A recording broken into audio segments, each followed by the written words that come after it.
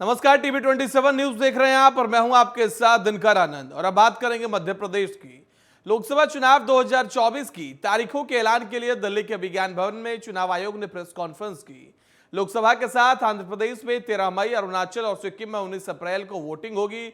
उड़ीसा में 4 फेज में चुनाव होगा। लोकसभा की सभी 543 सीटों पर 7 चरणों में चुनाव होंगे। सीईसी राजीव कुमार ने कहा कि पहले फेज की वोटिंग 19 अप्रैल, दूसरे फेज की वोटिंग 26 और तीसरे फेज की 7 मई, 13 मई को चौथा फेज, 20 मई को पांचवा और 25 मई को छठा फेज और 1 जून को आखिरी यानी कि 7वें चरण की वोटिंग होगी और 4 जून को इस रणवेदी का मतगणना होगा। वहीं इस दौरान सुरक्षा से जुड़े मामले को लेकर कहा कि चुनाव में खून खराबे और हिंसा के लिए कोई जगह नहीं है। हमें जहां से भी हिंसा की सूचना मिलेगी हम उनके खिलाफ कार्रवाई करेंगे।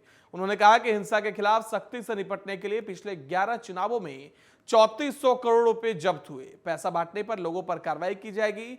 पैसा बांटने वालों पर भी सख्त नजर रख रही है चुनाव आयोग, ऐसा चुनाव आयुक्त राजीव कुमार ने प्रेस कॉन्फ्रेंस कर कहा है।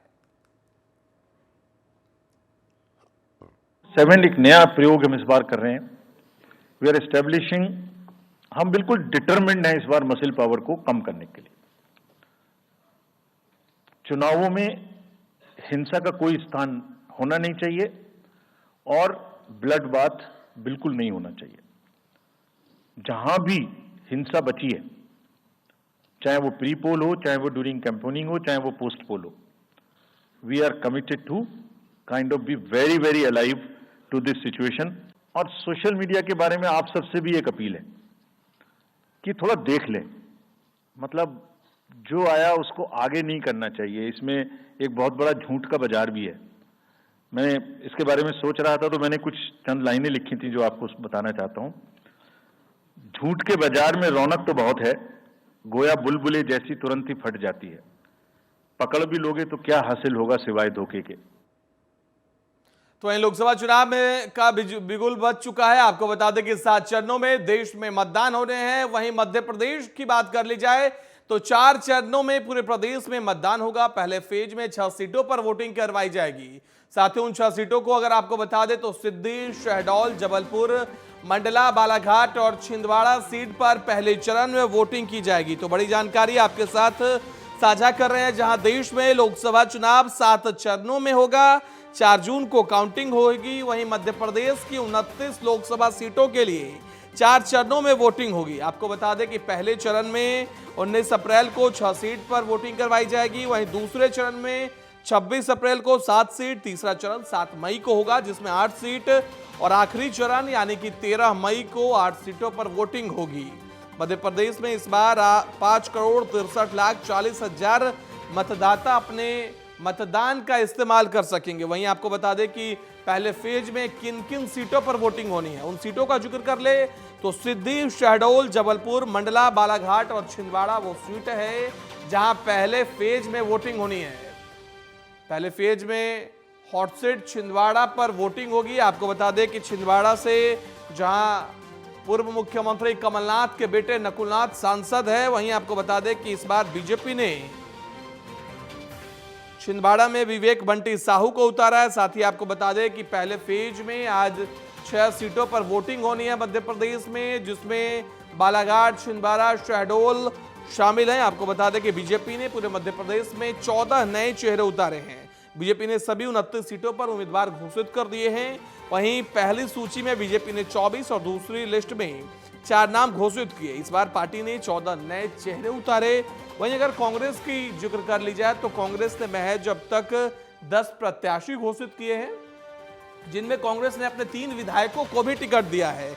वहीं साथ ही आपको बता दें कि मध्य प्रदेश में बीजेपी ने 15 सांसदों को रिपीट किया है और 14 नए प्रत्याशी घोषित किए हैं। आपको बता दें कि बीजेपी ने 14 नए चेहरे उतारे, यानी बीजेपी पूरी कोशिश में है कि मध्य प्रदेश की 29 लोकसभा सीटें जीती जाए। और इसी के मद्देनजर बीजेपी ने इतना बड़ा फेरबदल किया है मध्य प्रदेश में। अगर चुनाव की तारीखों को बता दें तो चुनाव की तारीख पहले फेज में 6 सीटों पर वोटिंग होनी है। 19 अप्रैल को पहले फेज की वोटिंग होगी और आपको बता दें कि मध्य प्रदेश में कुल 4 फेज में वोटिंग होनी है, जिसमें बालाघाट, छिंदवाड़ा और शहडोल। और इसके साथ ही आपको बता दें तो पहले फेज में जबलपुर और मंडला भी शामिल है, जहां पर वोटिंग होगी। वहीं चुनाव आयोग ने आज लोकसभा चुनाव की तारीखों का ऐलान कर दिया। मध्य प्रदेश में 29 सीटों के लिए 4 चरणों में चुनाव संपन्न होंगे। वहीं चुनाव के ऐलान के बाद डॉक्टर मुख्यमंत्री मोहन यादव की प्रतिक्रिया सामने आई है। सीएम डॉक्टर मोहन यादव ने अपने एक्स हैंडल पर लिखा कि लोकतंत्र में जनता और जनादेश ही सर्वोपरि है। जनता ही सरकार का निर्माण करती है और देश की प्रगति के लिए समर्पित हाथों का नेतृत्व सौंपती है। लोकतंत्र के महापर्व आम चुनाव घोषित होने पर विश्व के सबसे बड़े लोकतंत्र हमारे भारत के समस्त नागरिकों का अभिनंदन करता हूं। इसके साथ ही प्रधानमंत्री नरेंद्र मोदी ने विकसित भारत का जो संकल्प लिया है उसे साकार करने के प्रयासों में सहभागिता का अवसर अब करीब है। इतना ही नहीं, सीएम मोहन यादव ने आगे लिखा कि आज जन जन का मन है फिर एक बार मोदी सरकार के प्रण से उत्साहित है। आइए हम सभी लोकतंत्र के महापर्व में अपनी भूमिका का निर्वहन करें और भारत को विश्व की प्रमुख शक्ति बनाने में योगदान दें। भारत माता की जय। तो सीएम मोहन यादव ने चुनाव के ऐलान के बाद एक्स पर एक लंबा पोस्ट लिखा, जो कि हम आपको अभी टीवी स्क्रीन पर दिखा रहे हैं। इसमें हैशटैग फिर एक बार मोदी सरकार का जिक्र डॉक्टर मोहन यादव ने किया है। आपको बता दें कि मुख्यमंत्री डॉक्टर मोहन यादव ने लिखा कि लोकतंत्र के महापर्व आम चुनाव घोषित होने पर विश्व के सबसे बड़े लोकतंत्र हमारे भारत के समस्त नागरिकों का अभिनंदन करता हूं। इसी के साथ उन्होंने यह भी लिखा है कि आज जन जन का मन है, हैशटैग फिर एक बार मोदी सरकार। और साथ ही उन्होंने लोगों से भी अपील की है कि फिर एक बार मोदी सरकार हैशटैग भी कराया जाए और साथ ही कहा कि प्रधानमंत्री नरेंद्र मोदी के प्रयासों में सहभागिता करें।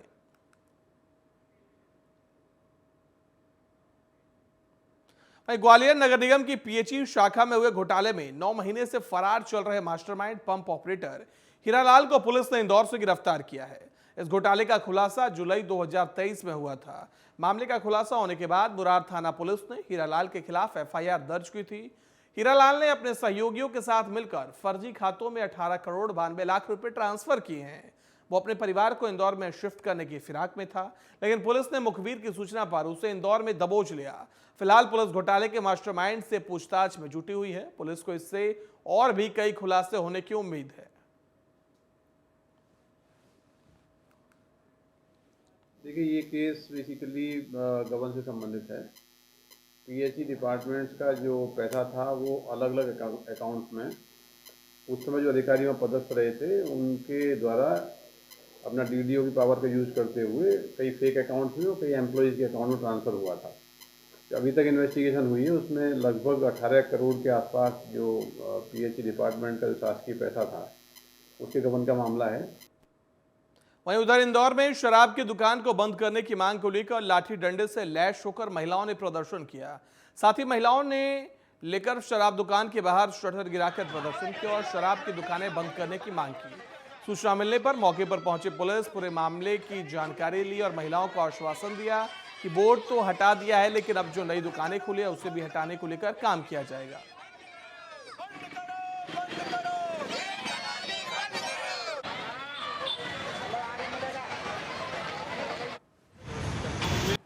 के अंतर्गत क्षेत्र के उनको रहवासी के द्वारा एक पुरानी दुकान थी जो उनके द्वारा बताया गया था। पुरानी दुकान को बंद करने के लिए बोला गया था और उनको ऐसा लगा कि पुरानी दुकान चालू है, लेकिन पुरानी दुकान ऑलरेडी बंद थी। फिर उसके बाद उन्होंने इस बात पर प्रदर्शन किया। उनके द्वारा ये बताया गया जो नई दुकान भी खोली है वो भी ढलान के नीचे है, ढलान से नीचे जहाँ पर एक्सीडेंट होने का खतरा है, अतः वहाँ पर से भी दुकान शिफ्ट की जाए। तो वहाँ पर एडीओ और संबंधित अधिकारी लोग पहुँच गए हैं वहाँ पर और वहाँ पर चर्चा हो रही है। तो ठेकेदार के द्वारा बताया गया कि 1-2 दिन वो गार्ड लगा लेगा, जब तक नई जगह दुकान नहीं मिल जाती तब तक वो वहीं गार्ड लगाकर उसकी सुरक्षा करेगा। वहीं इंदौर नगर निगम में एमआईसी की बैठक आयोजित की गई। बैठक में शहर से जुड़े कई अहम मुद्दों पर चर्चा की गई। इस मौके पर शहर के नवागत निगमायुक्त शिवम वर्मा भी बैठक में शामिल हुई। महापौर पुष्पमित्र भार्गव की अध्यक्षता में हुई इस बैठक में शहर के मास्टर प्लान, नर्मदा के चौथे चरण और हुकुमचंद मिल की जमीन के उपयोग को लेकर गंभीरता से चर्चा की गई। इस मौके पर महापौर पुष्पमित्र भार्गव ने कहा कि शहर की जनसंख्या के हिसाब से शहर का विकास किया जाएगा। साथ ही पानी की समस्या को दूर करने के लिए नर्मदा का चौथे चरण को लेकर जल्द टेंडर जारी किए जाएंगे। इस काम में 1500 करोड़ रुपए खर्च किए जाएंगे। इसके साथ ही हुकुमचंद की मील की जमीन पर कोई ऐसा प्रोजेक्ट लाया जाएगा जिससे शहरवासियों को फायदा मिले। इस प्रोजेक्ट से नगर निगम को भी अच्छा राजस्व मिलेगा। इसके अलावा शहर में मौजूद सर्विस रोड को भी चौड़ा करने का काम जल्द ही शुरू किए जाएंगे। एमआईसी की सुविधा से मैं सबको बताना चाहूँगा कि कमिश्नर वहीं इंदौर में अपने एक दिवसीय दौरे पर पहुंचे कांग्रेस के राज्यसभा सांसद दिग्विजय सिंह ने रेसिडेंसी कोठी पर मीडिया से बातचीत की। बीजेपी में शामिल हुए कांग्रेसियों को कमल छाप बताया और सीएए कानून पर भी सवालिया निशान खड़े किए। उन्होंने कहा कि भारत की नागरिकता के लिए कानून बना हुआ है, सीएए की आवश्यकता ही नहीं है। बीजेपी पर हमला करते हुए दिग्विजय सिंह ने यह भी कहा कि ईडी, आईटी, सीबीआई को बीजेपी राजनीतिक हथियार के रूप में उपयोग कर रही है।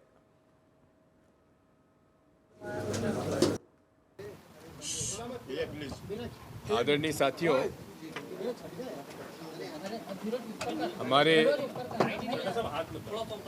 हमारी पार्टी के वरिष्ठ नेता श्री चंद्रप्रभाष शेखर जी, जो कि इंदौर के विकास में उनका विशेष योगदान रहा है हमेशा से, और छात्र जीवन से राजनीति शुरुआत करते हुए वे आपकी बिरादरी की पत्रकारिता भी उन्होंने की। आज उनके दाह संस्कार में मैं शामिल हुआ था। मेरे उनके पारिवारिक रिश्ते थे और वो एक व्यक्ति ऐसे थे जो इंदौर के रहते हुए भी और सत्ता में रहते हुए भी उन्होंने संपत्ति अर्जित नहीं की। देश में भारत निर्वाचन आयोग द्वारा लोकसभा चुनाव की तारीखों के ऐलान के बाद पूरे देश में आदर्श आचार संहिता लागू हो गई। आदर्श आचार संहिता लागू होने के बाद उमरिया जिला निर्वाचन अधिकारी धर्मेंद्र कुमार जैन ने कलेक्टर सभागार में पत्रकार वार्ता का आयोजन किया, जिसमें उन्होंने बताया है कि पूरे देश में 7 चरणों में लोकसभा चुनाव होने हैं। वहीं अगर मध्य प्रदेश की बात की जाए तो यहां पर 4 चरणों में मतदान होने हैं। शहडोल में पहले चरण में 19 अप्रैल को मतदान होगा, जिसकी सभी तैयारियां पूरी की जा चुकी है।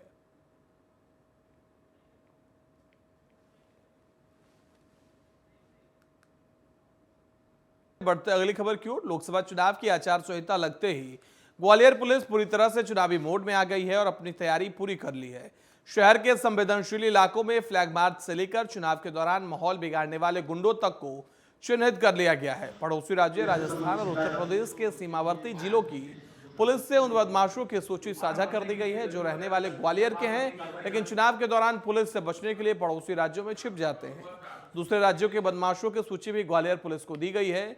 ग्वालियर के करीब 200 गुंडे ऐसे हैं जिन पर जिला बदर, रासुका और अन्य प्रतिबंधक कार्रवाई की जानी है।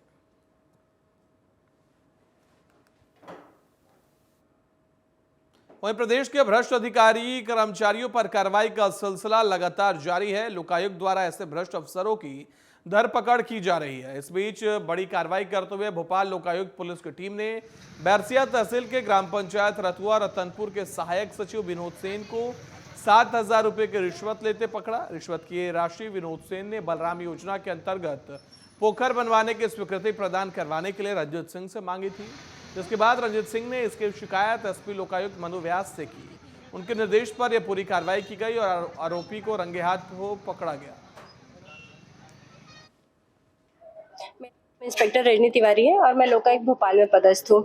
भोपाल में 14 मार्च को आपके तहसील बैरसिया में गांव है रतुआ रतनपुर, इसकी पंचायत क्षेत्राधिकारी रतुआ गांव के निवासी हैं रंजीत जाट जी।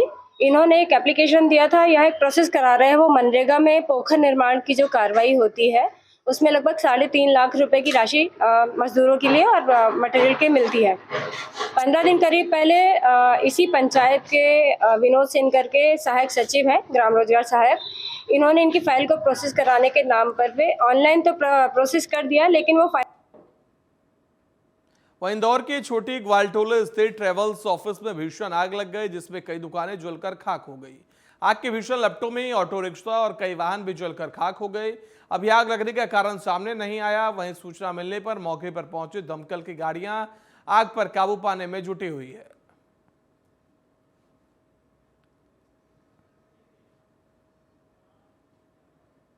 वहीं मध्य प्रदेश में पीडीएस की कालाबाजारी रोकने के लिए प्रशासन चाहे लाख दावे कर ले, लेकिन राशन माफिया बाज नहीं आ रहे हैं।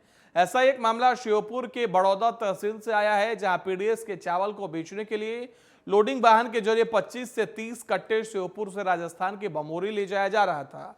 तभी लोगों ने बड़ौदा पुलिस को सूचना दे दी। सूचना मिलते ही पुलिस ने पांडोला गांव और बड़ौदा के बीच लोडिंग वाहन के साथ गाड़ी चालक को दबोच लिया और गाड़ी को थाने में खड़ा करवा दिया। उसके बाद खाद्य विभाग को जानकारी दी गई।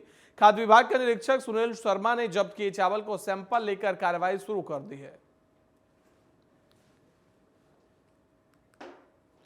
तो आपको बता दें कि पुलिस की बड़ी कार्रवाई सामने आई है, जहां पुलिस ने पीडीएस के चावल को दूसरे जगह ले जाकर बेचने वालों पर कार्रवाई की। पीडीएस का चावल यह लोग खरीद फरोख्त के लिए दूसरी जगह ले जा रहे थे, जिस दौरान बड़ौदा में पुलिस ने बड़ी कार्रवाई की। खाद्य नागरिक आपूर्ति विभाग की तरफ से यह कार्रवाई हुई है। सूचना मिलने पर पुलिस थाने पहुंची और इसके साथ ही आपको बता दें कि खाद्य विभाग के लोग थाने पहुंचे, अधिकारी पहुंचे और इस पर कार्रवाई की गई है। 2 चालक को भी गिरफ्तार किया गया है। सुबह मुझे सूचना पीआई महोदय के द्वारा प्राप्त हुई थी कि उन्होंने रात को एक गाड़ी पकड़ी जिसमें संदिग्ध रूप से कुछ चावल पाया गया था, तो उसकी जांच के लिए उनके द्वारा मुझे बुलाया गया था। तो मैं बड़ौदा थाने पहुंचा, उसकी जांच की। जांच में हमने सैंपल ले लिया, उसके कथन ले लिए हैं, लेकिन उसने अपने कथन में ये बताया कि उसने किसी भी शासकीय उचित मूल्य दुकान से वो चावल नहीं भरा था। तो उसकी हम विस्तृत जांच कर रहे हैं और उस जांच रिपोर्ट हम आगे सौंप देंगे। सर लगातार कार्रवाइयाँ हमेशा रही, हमने 13 FIR कराए हैं। कालाबाजारी पीडीएस की ने। केंद्र सरकार गरीबों तक मुफ्त और सस्ता राशन की योजना बनाई है। इस योजना का उद्देश्य एक ही है, हर गरीब तक राशन पहुंच सके। लेकिन राशन योजना से जुड़े अधिकारी ही जब इस योजना को खुद के लिए चारागाह बना ली, साथ ही सरकार की नीतियों पर पानी फेर दिया है। ताजा मामला एमपी के सागर जिले की रहली विधानसभा के छनौआ बुजुर्ग गांव का है, जहां एक सरकारी वेयरहाउस को प्राइवेट कंपनी एलटीसी ने किराए पर लिया है। बीते दिनों में वेयरहाउस में रखे हुए गेहूं का वजन बढ़ाने के लिए पानी और मिट्टी मिलाए जाने का वीडियो वायरल हुआ था। वीडियो वायरल होने के बाद विभाग में खलबली मच गई, जहां विभाग के आला अधिकारी इस फर्जीवाड़े के पूरे मामले को रफा दफा करने में जुट गए हैं। अधिकारियों ने गोदाम की जांच की सिर्फ खानापूर्ति कर पुराना वीडियो बताकर अपना पल्ला झाड़ लिया। हालांकि खाद्य और नागरिक आपूर्ति मंत्री गोविंद सिंह ने मामले को अपने संज्ञान में लिया। मंत्री ने मामले की जांच कर दोषियों के खिलाफ कार्रवाई करने की बात कही है।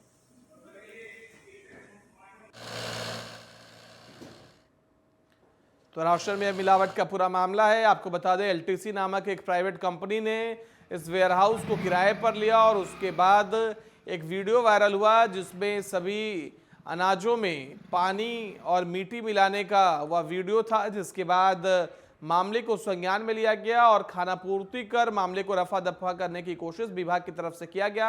हालांकि अब इस मामले को मंत्री जी ने संज्ञान में लिया और सागर जिले की यह घटना आपके साथ बता रहे हैं, जहां एलटीसी नामक कंपनी की पूरी मिलीभगत से यह पूरा मामला सामने आया है।